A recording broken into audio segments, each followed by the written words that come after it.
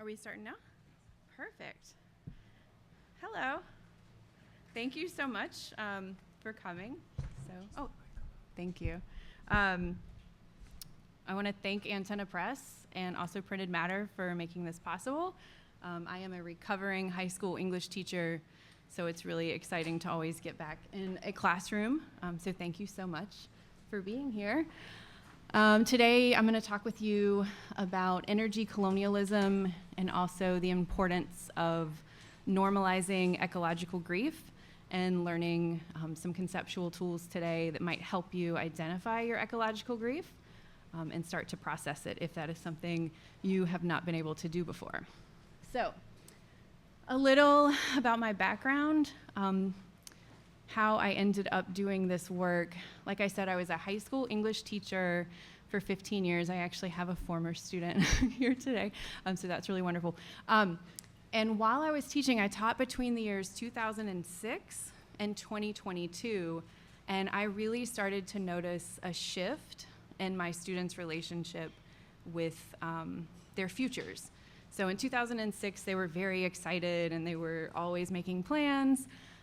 And I really noticed a difference probably around 2018. Some of that, I think, was just the scheduling gods.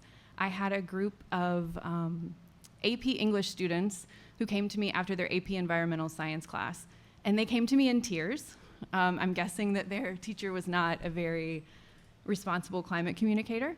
So I spent the first 15 minutes of every class trying to answer their questions about climate change. But I didn't know any of the answers. And this was in New Orleans. So climate change was very immediate. If you live here in the city, you experience some of that as well with flooding. But we were on a campus, it was Ben Franklin High School, right on the campus of UNO, which is about 300 yards away from Lake Pontchartrain. And Lake Pontchartrain is the lake that spilled into the city during Katrina. So sometimes these kids were actually having to wade through water to get to my class. So climate change was actually a very, right in our faces. So I wanted to be able to answer their questions. So I said, all right, I'm gonna write a young adult climate fiction novel. So I started doing the research to write this young adult climate fiction novel.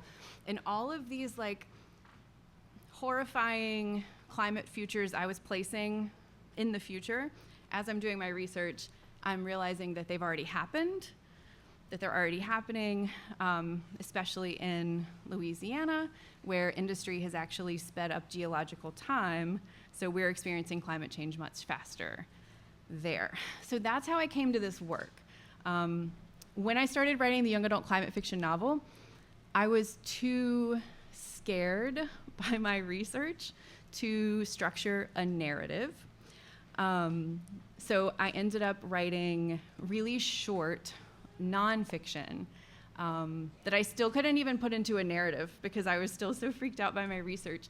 So that's how I ended up with the book that's launching today. It's a collection of micro essays that I organized into a glossary because that's all my brain could handle at this point while I was learning all of this research. So this book is really, it came out of me learning how to think about climate change as a big picture by approaching it from little picture, little chunks of ideas. So the first thing I'm going to talk with you today is just defining energy colonialism. I think it's a pretty self-explanatory term, but energy colonialism is it's when you have the dominance of a region through energy production. So right now, Louisiana has been dominated by the energy, by all the energy companies that are there. Also, I'm so sorry, I can't see what's up there on my screen. So I'm I made this for notes and I'm having to turn around to look at it. So I'm just gonna reposition myself here. So it's really when certain populations are made vulnerable and dispensable by energy companies. So that's what's happening in Louisiana. It destroys entire regions, entire communities. It makes decisions about who is disposable. You've maybe heard the term sacrifice zone, and that's really what these energy companies are deciding right now. They're deciding which communities we can sacrifice to further develop our energy production. So here is some of the numbers from Louisiana. I don't think people realize how large of a presence energy companies actually have in Louisiana, but there are over 300 processing facilities, bless you. There are over 150 petrochemical facilities, and then there are 15 refineries in Louisiana. So there's just a ton of energy production happening in Louisiana. The majority of it is happening along an area that's an 85-mile stretch right along the Mississippi River between Baton Rouge and New Orleans, and it's an area that is called Cancer Alley. Okay, that's what it's called. I'm so sorry, could you help me for just a second? I can't see this on my screen, and so I'm having to like, ugh. No, it's okay. No, you're fine. I'm not totally sure. Do you want to... What would be the best way to... Let's see. Do you want to email me this presentation? Sure. We can do it on the other laptop. Okay. No, that's okay. I could also just turn my chair, if that's... Yeah. Okay. Okay. Sorry, guys. Let's see if that works better. So when you talk about the communities in Louisiana, they're not just fighting for their right to have clean air, clean water. These energy production facilities are such a large presence that they're actually making it to where some of these communities can no longer exist. This is a really interesting map by a graphic artist named Clara Auerbach. What she's done on this map is she's showing you the yellow dots are where plantations were in the 1800s, and the red dots here actually show you where you have petrochemical plants today. So this is obviously an extension of the plantation economy of that form of colonialism. So two things that make Louisiana incredibly vulnerable for energy colonialism.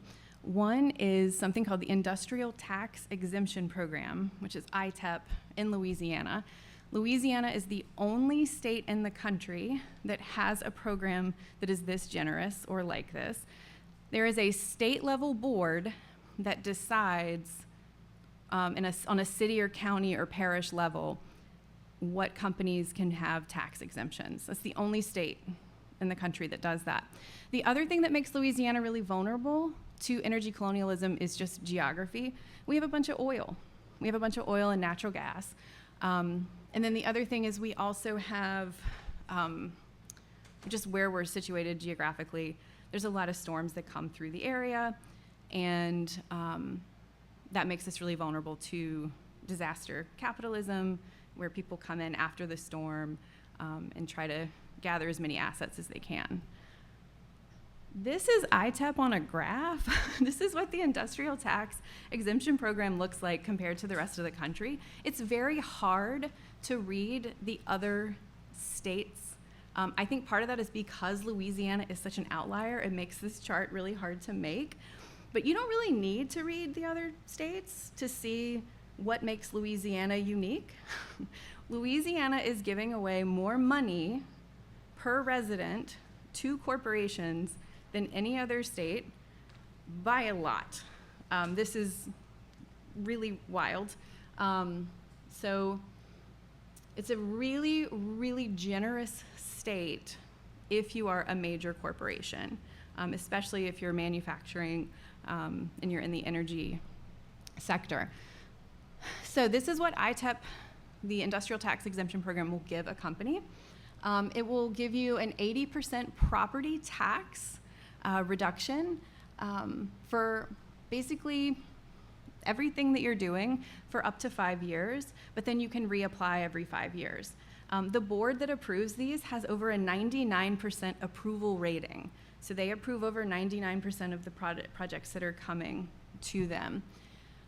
Mega projects that actually earn 200% of what their parish or county earns alone, they get a 93 to 100% exemption. So you might have a company that's going to come in and pull in, I don't know, $200 billion in profit, and they're not going to pay any taxes on their property. So there's a reason why Louisiana is either 1 or 2 or 49 or 50 on every metric that you ever read. We're always in competition with Mississippi to be the worst. So that's, I guess, thanks, Mississippi. So until 2024, ITEP actually required corporations to make job and payroll commitments. So if a company is going to come in, they have to say, okay, we'll at least give some jobs to your people. Our new governor, Governor Jeff Landry, got rid of that stipulation, so now companies don't actually have to give any jobs to the locals, so they're pulling even more money out of the economy. I saw an article yesterday that 2 companies received $185 million in tax exemptions last year, and for the next 10 years. And I think in the last 20 years, they've given away $20 billion to corporations. So that's $20 billion of tax dollars that didn't go to Louisiana roads, Louisiana schools. If you've ever anybody been to Louisiana and driven on Louisiana roads, I mean, our roads should actually be paved in gold. They're barely paved. So a lot of this has to do with ITEP. Let's take a look at, this is Louisiana's, this is our greenhouse gas emissions as a state compared with the rest of the country. So the big green slice of the pie on the right, that's what industry is putting into Louisiana's atmosphere. So the majority of our emissions actually comes from industry, not from people who just live in Louisiana, versus the national average industry is a much, much smaller slice of the pie. So also I am going to put this presentation up on my website, so if you missed something, it'll be there for you, hopefully by the end of the day. Okay, the biggest mega projects that are heading to Louisiana right now are what's called liquefied natural gas. I'm sure everyone has heard of what natural gas is. It was supposed to be the big bridge fuel in the 90s. The oil and gas companies that branded natural gas decided on the name natural gas. It's also just methane. I don't know if you guys knew that, but natural gas is like over 95% just methane. So LNG is when they take natural gas and they cool it down to these like super cold temperatures, and so it becomes a liquid and they can ship it all over the world. So Louisiana is actually poised to become the LNG hub of the world. So these are most of our mega projects right now, these projects that are receiving 93 to 100% tax subsidies. So right now we have 3 that are already there. We have 3 under construction.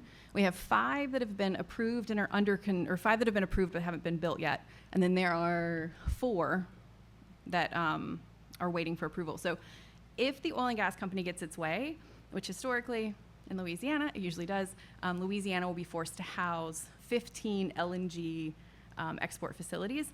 And I just want to show you the size of these facilities. They're staggering. So this is one of 4 tanks at a facility that's being built right now in Plaquemines Parish, Louisiana, which is, if you're looking at the river in Louisiana dumps out into the Gulf. Plaquemines is that very last parish at the bird's foot of Louisiana. So they're building that, and there's one picture. There's the 4. I can't even get a picture of this. I actually drove down to Plaquemines Parish probably late last summer to try to get some pictures. Security is really tight. It's really hard to get pictures. I did reach out, though, yesterday on Instagram, and one of my good friends is a aerial photographer who flies around in a little paraglider, and he was able to get this picture. I was shocked that he got this close. I was like, I'm surprised they didn't come at you, but he made it. He survived. But this is a picture of it from above the Mississippi River. Is the body of water that's here, but these are giant barges down here, so you can just see how large this is. If you've ever had to drive, when you drive through this area, you feel like you're in a different world. I mean, it's just such a huge structure. So they want to build 15 of these along the coast of Louisiana. So let's take a look at what that looks like. These are the ones that already exist, okay? Most of them are in the southwest corner of the state, which is Calcasieu Parish, Cameron Parish. These are the ones that are proposed, so they haven't been accepted yet. Those are the three. You're gonna have two on the eastern side of the state and then one again on the western side. These are the ones that they're building.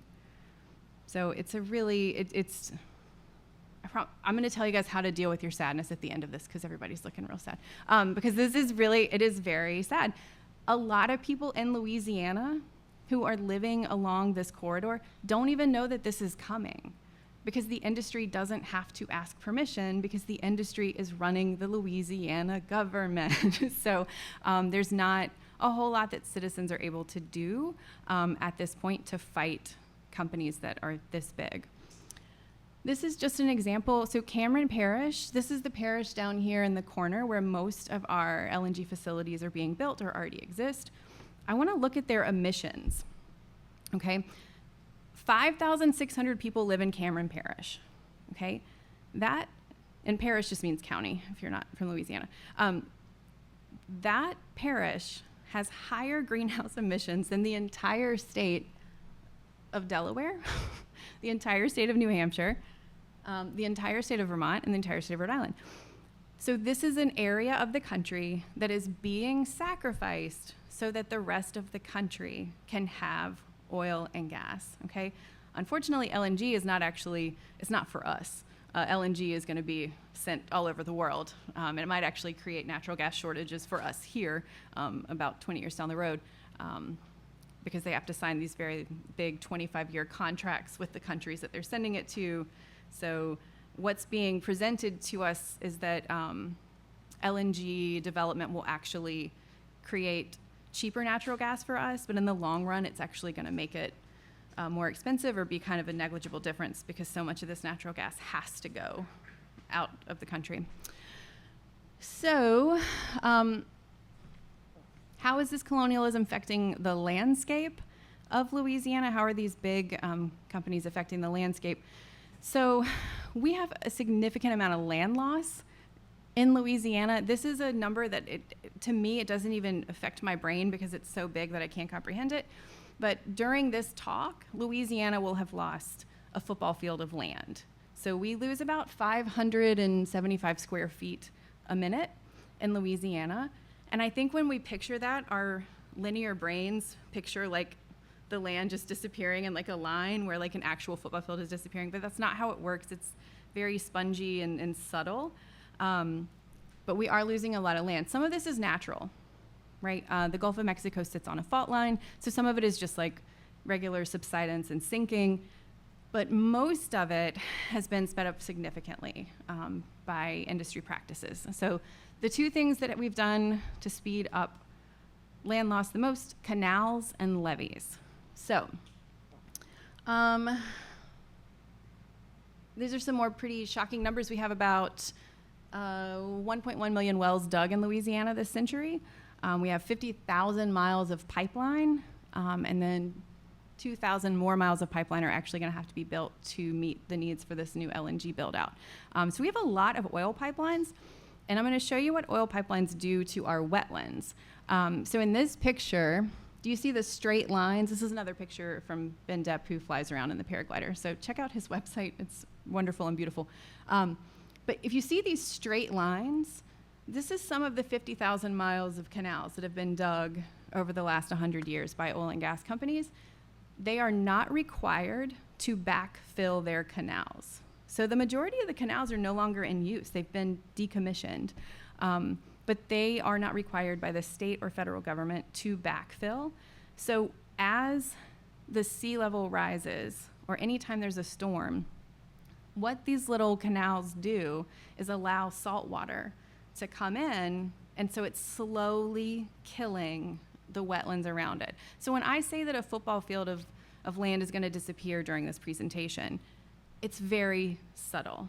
It's almost like the land is soaking up a little bit more water versus like something that's really tangible to see. Now, if you live in this area, it's tangible, right? You are seeing it, but if you're just looking at it or conceptualizing it, it's hard to picture. This picture that I just showed you, I just wanted to show you on a map where that was, where Ben was taking this picture from. So it's right there in the middle of Lake Bourne.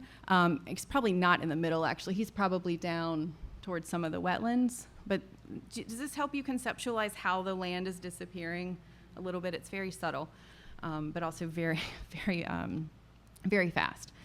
So when these oil and gas canals cut through, they don't have to fill them back in. There are a few organizations that are going through to backfill these old canals. They have to cut through a lot of tape to be able to do that. It's also incredibly expensive. So they're not able to refill them as quickly as the water's coming in. So there's a deficit there. Just a side note, oil and gas companies are also allowed to abandon 90% of their pipelines. They've been doing this since 1960. So 97% of the pipelines that oil and gas have built in the Gulf of Mexico have just been left, right? And the way that works, I mean, there's still oil and gas in some of these. There's been a few accidents throughout the years where a boat will hit one of these and there'll be an explosion and they're just abandoned. And the state and the federal government just allows oil companies to leave these giant structures there. Okay, let's see. The other thing besides the oil and gas canals that have been really, really hard on the wetlands and have caused a lot of land loss are actually kind of ironic, because you probably assume that levees are a really great thing because they protect the city, and that is very true. Levees do help people live in Louisiana much more easily. However, levees also stop the river from doing what rivers do. So the Mississippi River, for most of its life, has kind of flipped back and forth, and the course of the river would move, and the indigenous communities that were living there they just dealt with it. They moved with the river. They didn't build permanent structures. And building a permanent structure next to the Mississippi River was a very stupid thing to do. And actually, some of their interactions with the first colonists, the colonists would say, like, hey, where's a great place to be? And they were like, this is great. So they would build things and it would immediately flood, and then the colonists would be very confused. So they were speaking a different language because they had very different relationships with the ecology. But we started building levees. The French colonists started building them in 1720 because they were used to, they brought the leveeing practices that they did in France to the Gulf Coast. So very, very quickly they were leveeing the river. So the first levee was 1720. Let's see, from there, levee construction really became something that grew with colonial settlements and with plantations. So by 1721, France was giving the best parcels of land to wealthy landowners who were willing to come in and bring labor with them to build these levees. So pretty quickly, levee construction became synonymous with slavery, and it actually incentivized the purchase of more slaves for these landowners, because if they had more slaves, they had more enslaved people, then they could have a better parcel of land. And so it was a really pretty horrifying incentive. And so every levee that you see in Louisiana was built by forced slave labor, and even the levees that were built after 1927 were actually built by people who were refugees from the 1927 flood, where people went into their camps, the refugee camps, the black camps, and they would force them by gunpoint to come and rebuild the levees, and this was in 1927. And the levees that you see today in Louisiana, a lot of those are the same levees that were built in 1927. They also had to levy a lot more severely because the plantation owners refused to grow rice. They would rather grow sugarcane. But rice, you actually needed little crevasses in the levee, so that you could have your backfields would get, they needed water. So rice was actually a much better crop that suited Louisiana's landscape, but because sugar was more profitable, they forced sugar to be, they forced the land to produce sugar, and to do that they needed levees. So sugarcane production, which was a really brutal crop to have to grow, and levee construction were just two of the reasons why Louisiana was such a brutal place to be. So Okay, I think I already said this part. The levees were really damaged through the Civil War. So enslaved labor was forced to rebuild them, and then when you have 1927 again, you had forced black labor having to rebuild these levees. Okay, so just down here, if it doesn't seem obvious to you why levees are a tool of colonialism, it's a product of the colonizer's imagination, and it was entirely built on the exploitation of black bodies and black labor. So, however, the levees continue today to endanger black and indigenous communities in ways that might not be that obvious to someone who's not familiar with Louisiana policy. So in Louisiana, we have something called the Coastal Master Plan, where they basically have a list of projects that they want to do over the next 50 years to try to protect the coast. They decide who gets protected by levees based off of acres, so land and acres, and property in dollars. So if you live in a place with lower property taxes, they are not going to prioritize your community for levee protection. So there are communities now sitting in Louisiana who know that levees are going to be built to engineer their communities out of existence, okay? And they know they only have about 20 to 30 years to figure out what are we gonna do. So you have a lot of communities, a lot of indigenous communities, and a lot of black communities that have been right along the river since Reconstruction. What they're doing is they're packing their cultural bags. They're trying to figure out what can we take with us to maintain our culture, because we are literally being engineered out of this land that we've been in for so long. So this is the Louisiana Coastal Master Plan map. And if you go to it, you can actually kind of mess with the projections. But this is a 30-year out with, I think with the plan implemented. But all of these areas, now this is a confusing map because the water here is white. So any white space is actually what's water right now. Blue is land that will be flooded. Okay, so you're looking at areas that are gonna have 4 to 7 feet of water in the next 30 years, right? And those black lines are the levees. So you can see on one side the gray, those are the areas that they're choosing to protect. And the blue, or the green, or the red, those are the areas they are choosing to flood. Because when you build a levee, it's gonna flood the other side. So that's what they're choosing to engineer away. And so this is a really sobering map. And I got really tired of going to presentations where people were just looking at these maps and then we weren't allowed to talk about how upsetting this is. This is horrible. And there were people sitting in these presentations that are looking, in most of the communities along these levees on the other side of the levee, most of them are indigenous communities.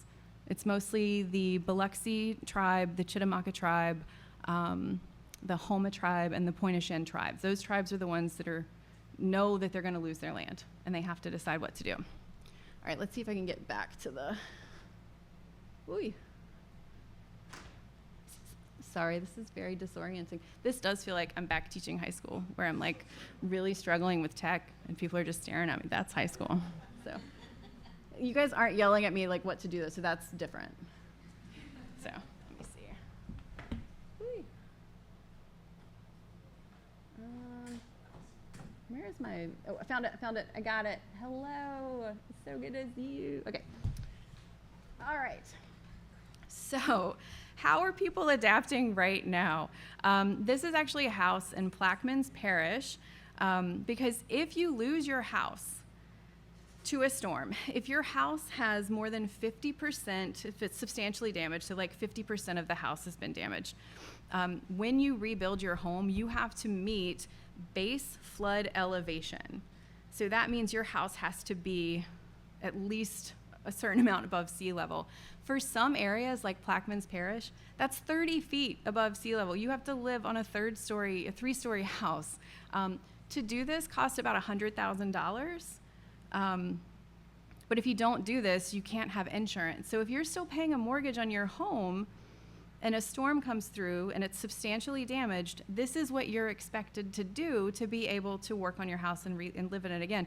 One of the reasons why I picked this picture, and it's from an article that Nathaniel Rich, who's a really great climate writer from New Orleans, he wrote in the New York Times about exactly this, engineering places out of existence.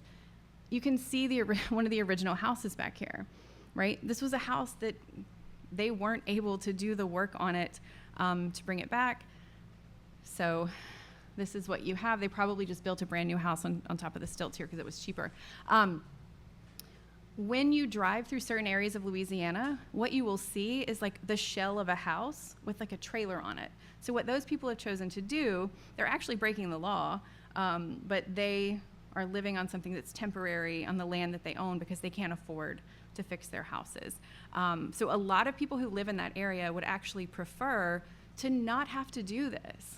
They know that there's another storm coming. They want to live in a way where they are mobile. They can get up and leave when they need to, but insurance companies are forcing them to do this like very unattainable thing. And then you have to live like this. So, okay. So that's how it's affecting the landscape. Oh, real quick, insurance in Louisiana is also terrible. It's just a complete, the insurance market in Louisiana, I don't know how anyone's going to be able to afford homeowners insurance in Louisiana within the next 3 or 4 years. And the mayor just, or not the mayor, the governor just completely deregulated the market, so your insurance companies can drop you whenever they want or raise your rates whenever they want. So there's another way industry is really making it difficult to live there. So how does the presence of these companies affect people living in fence line communities? This is a fence line community where literally a fence is separating you from these petrochemical plants. So you see a lot of really terrible juxtapositions. This is from Norco, this picture and this picture were from a town called Norco. And then this over here is a town that doesn't exist anymore. This was the Bethune Park in Diamond, Louisiana. Diamond actually settled with Shell in the early 2000s, and most of them were able to relocate. However, they still lost their community, which was terrible. So in Cancer Alley, that little span, you have higher cancer rates, you have higher rates of newborn reproductive health issues, you have respiratory ailments. But the companies are never held accountable for, and this is what Rob Nixon calls slow violence. This is a violence that is accumulative, right? So these companies are never held accountable for this kind of violence, where a lot of people in a town will have cancer, but they can't really prove it. They're only held accountable when there's this more explosive violence, but that is also happening in these fence line communities. This is from 3 weeks ago. Smitty's Supply, which is the fact that something called Smitty's is able to do this much damage is just very upsetting to me. But Smitty's Supply, they're a lubricant company, had an explosion, and the thunderstorm that was happening picked up a lot of the oil and gas and just rained it all over the area, and now it's in the water.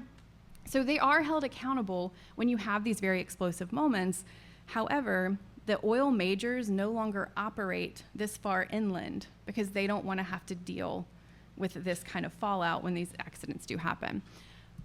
So these are some communities that have already been destroyed by industry, and this is not at all a comprehensive list, but these are just some of the ones that are ghost towns now. You have Diamond, Mossville, Reviletown, Bayou Corn. These are ones that have completely left the area.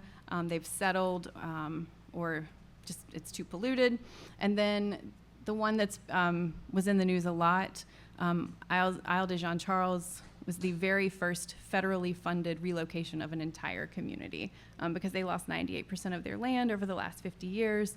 I think there's still four families are like, we're not leaving, so they're still out there. So last thing, and then I promise I'm going to talk about how we deal with these emotions, because this is a lot. You guys you're doing great. So one of the other things that's really become a colonial force in Louisiana is actually hurricanes. There's an environmental engineer named Malcolm Ferdinand, and he said that hurricanes, there's now a set of strategies and schemes that turn disasters into profitable events that reinforce the world's colonial foundations. So that's Malcolm Ferdinand. You might have heard of this also as disaster capitalism, which is Naomi Klein. She wrote that book, Shock Doctrine, in 2005 that was about this. Milton Friedman, the neoliberal capitalist, he calls this good business, right? Like that's kind of his MO. Well, it was. I think he died in 2006. So, but what Malcolm Ferdinand says is that when you have a place that is already in the clutches of colonialism, and they're not natural. Environmental disasters, they're not natural at this point, but environmental disasters actually create this like cycle of colonialism. So you have like a city like New Orleans, when Katrina hit, was already very vulnerable because of colonialism. So when the storm hit, you had a lot of weakened systems that were then exposed, destroyed. So after the ordeal, then you also have the continued carelessness. That would be George W. Bush flying over and not stopping. That would be Canadian Mounties making it to the city before the federal government did. And then you have chaos. That would be the 58,000 troops that were sent into the city to protect the merchandise and so then you end up with discriminatory retribution. That looks like the more than half of people who evacuated from the city not being able to come back because their homes, they couldn't get back into them, or they lived in a neighborhood or a project that was engineered out of existence again. So anyway, so just to put that in your ear, that sometimes natural disasters are also just further ways to reproduce colonialism and ways for the wealthiest to seize more assets. So there are a lot of people fighting. There are a ton of people in Louisiana. I think Louisiana probably does a better job with fighting companies than anywhere else. That is a masterclass in how to do this. These are just a few of the organizations that you can check out that are fighting really hard. They're fighting these industries. The fight just got a lot harder. So they actually, I think Rise St. James was suing all of these companies, saying they're violating the Civil Rights Act. And then last year came back that no, that was not a violation of the Civil Rights Act, that it was not racial discrimination, even though the majority of these industries are in Black communities. So anyway, great list. So check out some of these. Some are on the West Coast. I think Vessel and Better Bayou is on the west coast of Louisiana, but the rest of them are closer to New Orleans. Okay. Resilience. A lot of people talk about how resilient the people in Louisiana are. They are tired. They do not want to be called resilient anymore, especially not by outsiders. So a lot of them have soured to this word. We expect our people to be resilient instead of our systems that take care of our people. Basically, what has happened, this bottom part here, is that a lot of these industries have turned the environment against these communities, and we ask these communities to go to fight these environments over and over and over. And if they complain, we say, well, why do you live here anyway? Where are they going to go? Where are we going to go? I mean, I hope that if you've thought that before, like, oh, why do people even live here? When these industries come in, they make it harder to live there. These aren't people who are choosing to live somewhere that's dangerous. This is a place that has been made more dangerous by the industries that are exploiting it. So, okay, now that everyone's really sad, I'm going to switch to talk a little bit about ecological grief, because this is what I discovered, y'all, when I did my research, and I was going to write this book, and this is what I learned. This is where we were at in Louisiana, and it was really terrifying. So I started kind of researching, how do I deal with the feelings that I'm feeling because of this? I didn't even have the language when I'm trying to talk to my students about what's happening. I didn't even have the words to explain to them how I was feeling about this information. So I started looking for that language as a language teacher, as someone with a language background. So let's see. It's really important to try to find the language that you need to talk about how climate change makes you feel. Otherwise, you're just going to keep avoiding it until you can't, and you can't, and you can't, and it keeps showing up when you're scrolling on your phone, and you try to push it back, and it's just going to keep coming back. So if you are able to find that language, you're really able to have a more nuanced approach to how you think about climate change. You understand that, yes, some things are gone forever, but not everything is doomed. There's still so much that can be saved. And if you start thinking like that in a more in-between space, your hope becomes rooted in a much more realistic place. And so that's what I discovered as I was doing some of this research about ecological grief. The other thing that happens is when you know how to talk about your ecological grief, you're able to build community and have those conversations more often, and that's been a really wonderful thing that I've come across with this process. So I'm going to talk about probably four concepts here. I don't want to overwhelm you with that, but one thing you have to do when you want to start dealing with your ecological grief is you have to get through this idea that there's climate apathy. I do not think anyone is apathetic about the climate. I think that there are some really evil rich people who are actively trying to destroy the climate. They're not apathetic. So I do not think that there's anyone who's actually apathetic about it. I think people care a whole lot, and they don't know what to do with that care, right? There's this really great ecological psychologist named Renee Lertzman who has done clinical studies about ecological grief. And she says that apathy is just care that doesn't have a home yet. And so what we have to do is face our ecological grief and then find a home for it. That's what this work became for me. It's a home for all of these horrible feelings. And after teaching high school, my students who were apathetic, they were not apathetic. They cared a whole lot, and they were protecting themselves because they didn't know what to do with it. So if you think that people are apathetic about climate change, then that is basically a semantic stop sign. It ends the conversation before we can even start talking about what to do with these feelings. So first, you got to move through that. You also have to expect climate grief to be different from regular grief. When you start grieving the climate, you're going to be forced to grieve it over and over and over. Now, I think if you've had to grieve someone that was really close to you, you know it's not linear. But grieving climate change, I think, feels even extra non-linear because it is something that you have to face every day over and over and over. I have to deal with my ecological grief on a daily basis. But what happens with grief, if you carry it every day, it feels lighter. And so that's really what's happened. The other thing is that it's a lot of anticipatory grief. You might be feeling grief for what you know is probably coming, right? That's the grief you feel when you're love someone who is dying, right? You anticipate something that you think is going to be in the future. And so a lot of the grief we feel about climate is that anticipatory grief. Mary Anise Hegler has written a lot about climate grief, and I recommend all of her work, but she says we need to stop worrying about giving people hope and start letting them grieve. Anytime I give a presentation about climate, there's like this expectation, I think, that I end on something really hopeful, like solutions-oriented journalism. And I try to do that, but I'm also not gonna lie, because things are pretty terrible right now, and we really do need to start speeding up our response. But climate grief is not an illness to cure. It is a condition that we have to live with, but then again, isn't all grief. So two concepts that have helped me the most. One is the word hyperobject. There's a really great ecological philosopher named Timothy Morton, and they came up with this concept that there are some things in our life and in our world that are too big for us to comprehend. They are called hyperobjects. They are spread throughout time and space.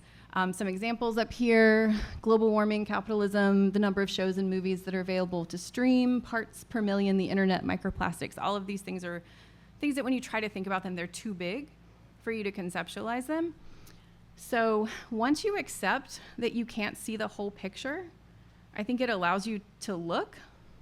I don't know if that makes sense, but once you accept that you're never going to be able to see all of climate change, it gives you a little bit more agency to then actually take a closer look. If I was able to see all of climate change, I would have to get so far away from it that it wouldn't make sense to me anymore, because it's that big. That's how hyperobjects work, because I would be experiencing number blindness. I can't think in numbers that big. If you were to ask a lot of people, there's been studies done where people are asked to identify 1 million on a number line between 1 and 1 billion. Most of them will put it in the middle. Because of technology and our economic systems, the numbers that we're forced to deal with on a daily basis are much larger than our brains have evolved to deal with, and that makes climate change hard. But if you now know, oh, this is a hyperobject, I can't see all of it, that might make you feel a little bit better about how climate change makes you feel. Because climate change makes me feel about how I feel when I think about outer space. Do you know what I'm talking about? Where it's just, it's too much. I am not a cosmologist, so I can't deal with those numbers. So this word helped me deal with that. So, there was another slide I thought that I missed. Oh, this is another term that was incredibly helpful for me. Solastalgia is, it's the feeling that you get when you're homesick but you're home. It's when the place that you live has changed around you. And with climate change, that change might be because of an industry. Maybe you're really sad about the summers that you experienced when you were much younger, when you could go outside. At least in Louisiana, I think it was like 100 degrees for 30 days in a row in 2023. I don't know if you were there. You can't go outside, so it's, solastalgia is missing a place that we still inhabit because it's no longer recognizable. It's been changed or destroyed, usually by forces beyond a community's control, whether that's extreme weather, war, civil unrest, pandemic, industrial buildouts, mining, gentrification. So solastalgia is that feeling when you miss a place you're still living in, okay? Having that word in my vocabulary made me able to face that feeling, when usually I probably would have just pushed it aside and kept going. So, all right, so how do we think about climate change as a hyperobject? How do we push through this number blindness? I mean, I told you so many horrifying numbers, and probably some of you are maybe shutting down or feeling really horrible. So when you are faced with something that overwhelms you, like global warming or climate change, or AI, or any of those things, one thing that you can do is accept that it's a hyperobject. And I try to think of hyperobjects as a pointillist painting. Do y'all know what pointillism is? Where you have a painting, this is probably the most famous piece of pointillist painting, where you have a painting that's just a bunch of little dots. So this is about 200,000 dots. So if I asked you to conceptualize 200,000 dots, I don't know that your brains are able to do that. Mine is not, to do that very comfortably. And so it might be really tempting to move myself farther away from this picture because I'm uncomfortable. If you actually push in, right, into a smaller section of the big picture that's hard for you to see, you're still overwhelmed, okay, but maybe things look a little clearer.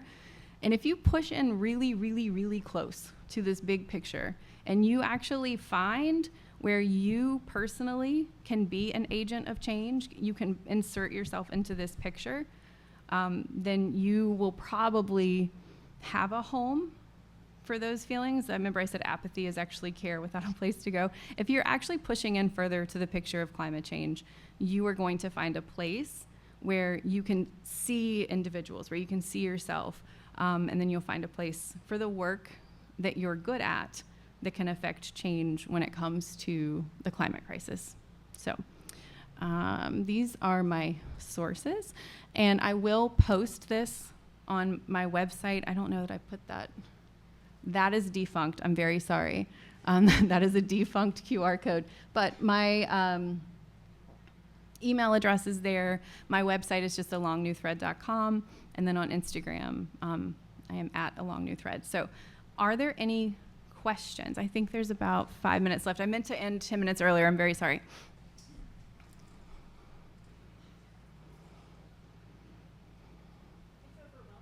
I'm so sorry. No, you painted a very clear picture of, like, I think what everybody in this room knows and can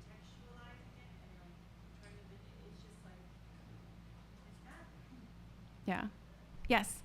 This is something I can research myself, but maybe you know, for the communities that are slated to effectively go underwater, are there other areas of the states that have offered some sort of asylum, or are there like agreements in place that are being rolled out over the coming years for that? Not yet. I think that there will be, I think that that's in the works, but as of right now, that's not happened. With Isle de Jean Charles, they did move them to a place about 40 miles inland, but for the ones that are slated to disappear, not yet. Because also the funding for the Coastal Master Plan is disappearing right now because climate change isn't real to the federal government. So like a lot of the money is actually disappearing for the Coastal Master Plan. So those projects are in question. So even those maps from 2023 are now, out of, so there's a lot of uncertainty. That was a wonderful question. Yeah. Mm-hmm. Mm-hmm. It's called Vanishing Points, and it's at the Antenna Press table, which is T56. And it's designed to be picked up and put down a lot, because doing this for an hour, y'all did great.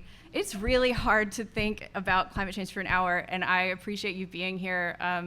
I gave a presentation to a bunch of scientists and engineers who were really sad to see me because it was a multidisciplinary presentation, and I was like, gotcha, now you got to listen to this too. And I just am so thankful when people are willing to listen to this, because when I tell people what I write about, I don't think they want to hear about it.